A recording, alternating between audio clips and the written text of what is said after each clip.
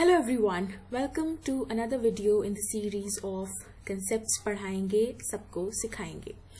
आज हम बात करने वाले हैं what exactly is the law of demand। Economics का एक बहुत ही interesting concept है and it is very important. This is asked in generally almost all the examinations.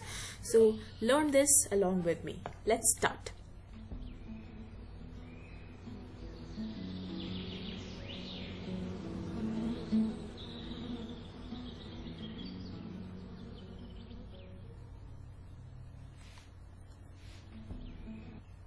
Welcome to iExamB friends.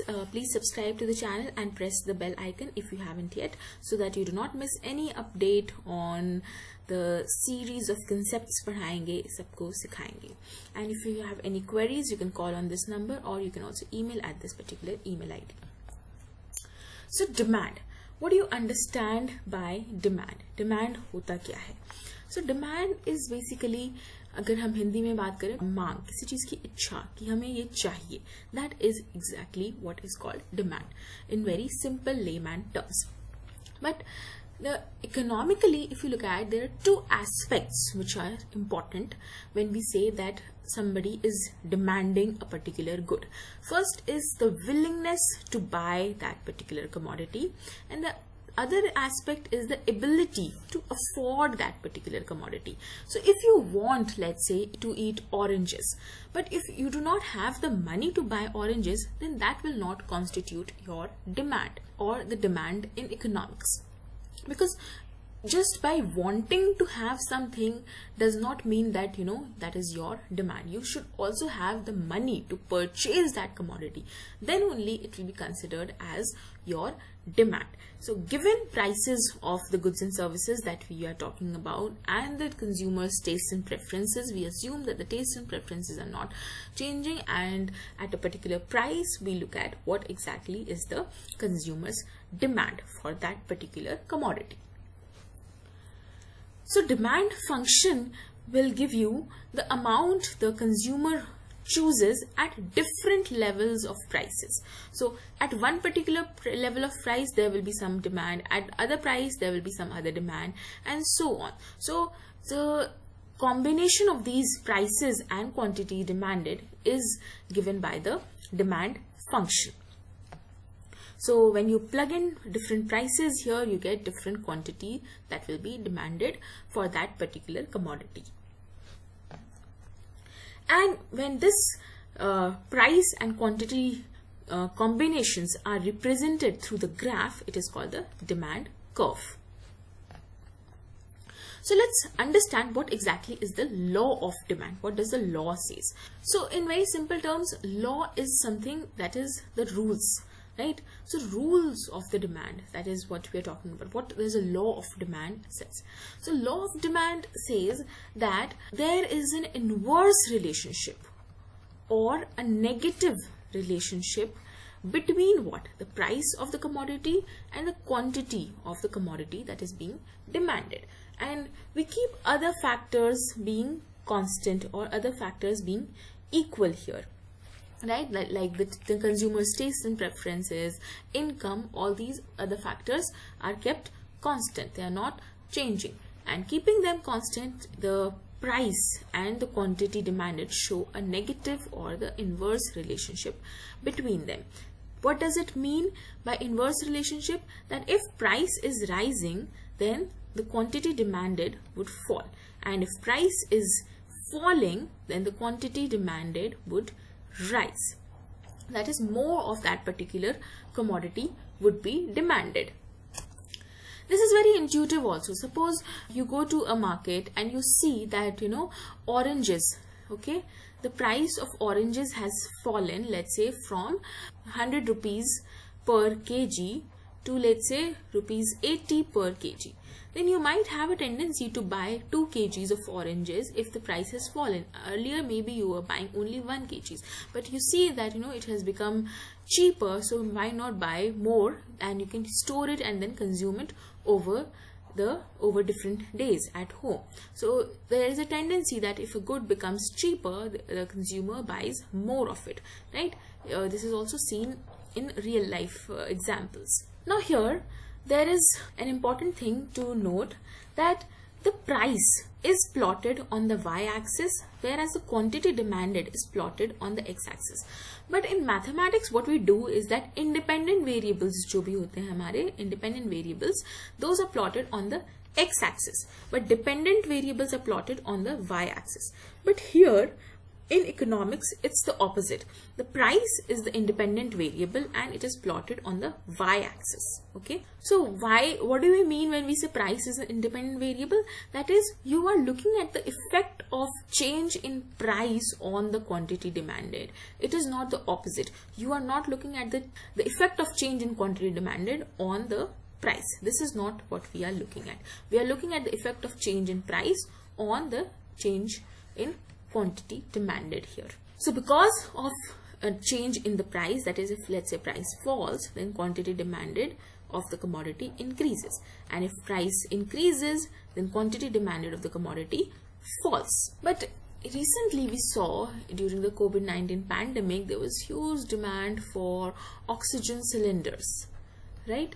Oxygen cylinders were demanded in huge quantities, but we also saw that because even when the demand was very high for oxygen cylinders, the price of these oxygen cylinders also rose, right? So there was a positive relationship between the demand and the prices. Now, why was this happening?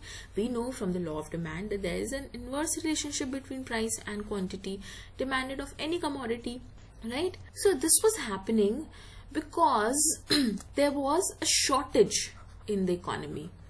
Okay, there was shortage in the economy for these oxygen cylinders. So demand was much more greater than the supply.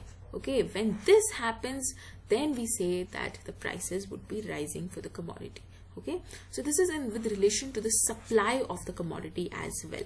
Okay, but what law of demand talks about is it only looks at the consumer's side. It only looks at the consumer's point of view. It does not look at the market or the supply that is there in the market. So it's one difference is of looking at the perspective, right? Here we are looking that in relation to the supply of the commodity. The demand was huge and that's why prices were rising in the economy. But law of demand only talks about the consumer side of the story. It does not look at the market and the supply. So this is the relationship between the prices and the quantity demanded of any commodity. Now, why is the demand curve downward sloping, or why does the law of demand work? What are the reasons why this law should work?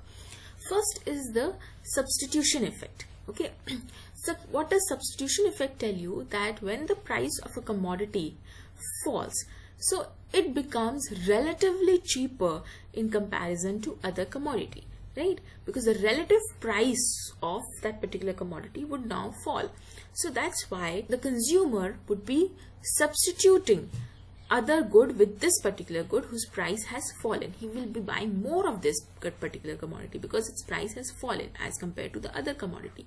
So one reason is that substitution effect must be happening. That's why we see this negative relationship between the prices and quantity demanded of the commodity. Next reason is of the income effect. So income effect means that when the price of a commodity falls, this would mean that the real income which the consumer has with him, that will increase. That is, even if the nominal income is same, but the real income, that is with the fallen price, he can now buy more of the commodity with the same amount of nominal money income that he has. That means his real income has increased. So because of this real income increase, he would be demanding more of the quantity of the particular commodity, right? Because his purchasing power is now much more greater. So this is called the income effect that happens. And the third reason is the law of diminishing marginal utility which operates. So what does this mean is that first understand what is utility. Utility means the satisfaction. When you consume something, आपको कैसा लगता है? That feeling, that satisfaction is called utility. So when, let's say, you are having an ice cream, you ate one ice cream, okay, you felt really nice after eating that ice cream, you were really thirsty, you were really craving for the ice cream, and your thirst was satisfied by having that one particular ice cream, okay. But now let's say you eat the second ice cream after eating the first ice cream. So now you might not be feeling, you know, that good after eating the second ice cream, because most of your satisfaction is already, you know, satisfied by eating the first unit of the commodity, right? So the additional satisfaction now that you get after eating the second one would be lesser, and similarly after eating the third would be further less, because now you are kind of full. You do not, you know, there is a limit up to which you can consume a certain commodity. So now you have started feeling full, so now you're not in a mood to have further, but still if you have it, then the additional satisfaction would be less as compared to when you had the second ice cream. So this additional satisfaction goes on falling as the consumer consumes more of a commodity. This is described by the law of diminishing marginal utility. So let me discuss this total utility and marginal utility concept in some detail here. See, total utility is the total amount of satisfaction that you get when you consume, let's say, 5 units of a certain commodity. Okay, but marginal utility is the additional satisfaction that you get from each unit of consumption. From first unit, how much satisfaction you get; from second unit, how much you get; third unit, how much you get; fourth, how much you get; fifth, how much you get. So there will be different satisfaction that you get from consuming different units of the commodity, which is given by the marginal utility. And when you sum this total satisfaction, you get the total utility. So one example here is that suppose 4 bananas gives you 28 units of the total satisfaction. But when you consume the 5th banana, you get 30 units of total satisfaction or total utility. So what is the additional utility or additional satisfaction, which is 2 units, 30 minus 28. That is 2 units of additional satisfaction that you are getting from consuming your 5th banana. And this is how the total utility graph and the marginal utility graph look like. Total utility keeps on increasing until marginal utility has become 0, and when marginal utility becomes negative, total utility would start falling. So law of diminishing marginal utility says that as the consumer consumes more of a certain commodity, the marginal utility will go on falling. Okay, as you can see from this graph also, from 1 unit of consumption, marginal utility was approximately 12, but from second unit now it is 7, third unit it is now 4, fourth unit it is even lesser, and so on. So because your satisfaction starts falling as you consume more and more of a commodity, so you would be willing to pay less for that particular commodity as you increase your consumption, because you are getting less and less satisfaction from consuming more units of the commodity. So you will be willing to pay less and less as you demand or as you consume more of a commodity.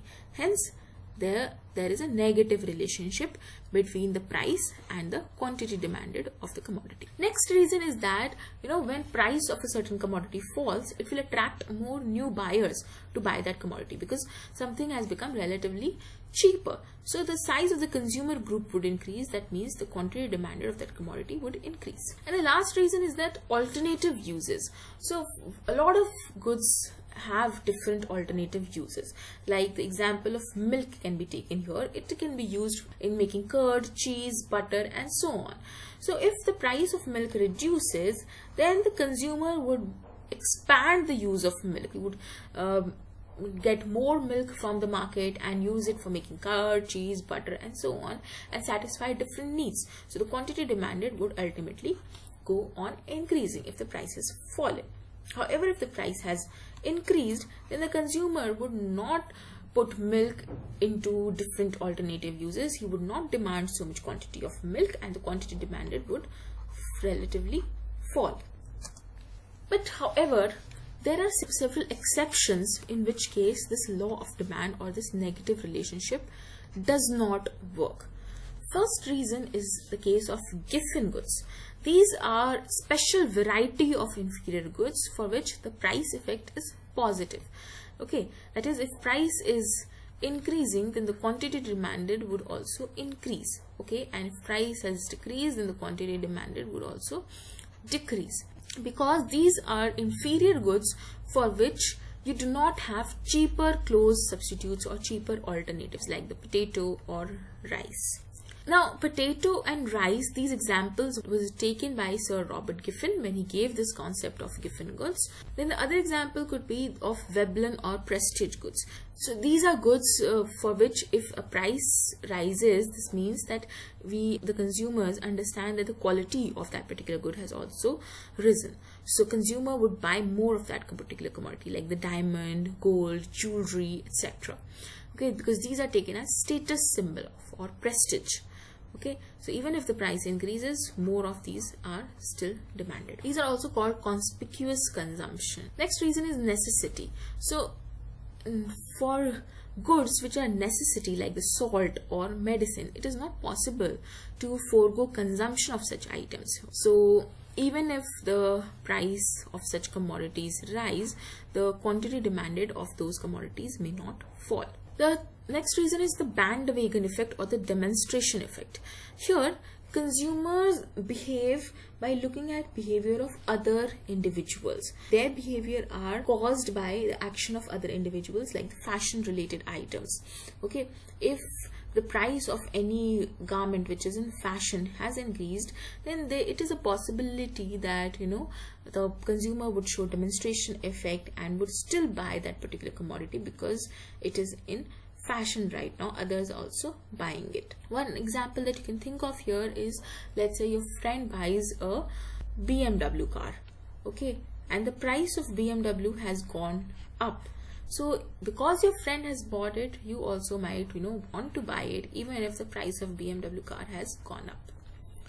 Then there are certain goods which are expected to become scarce in future, so that they will not be available, then the consumer would buy them in the present even if prices are rising for those goods. And when this law of demand does not operate in these cases of emergency like the flood, famine, war, in those situations the consumers would not behave rationally. Even if prices are rising, they would demand certain commodities because they need it. That's the situation of an emergency. Okay, so consumers would not be behaving rationally in that case, and hence the law of demand would not operate. Now, another reason is that consumer could be ignorant about the prevailing prices in the market. In that case also, the law of demand would not operate. Now, I would ask you to attempt the MCQs given. After watching this video, go to our website and attempt the questions so that your understanding of the topic is crystal clear.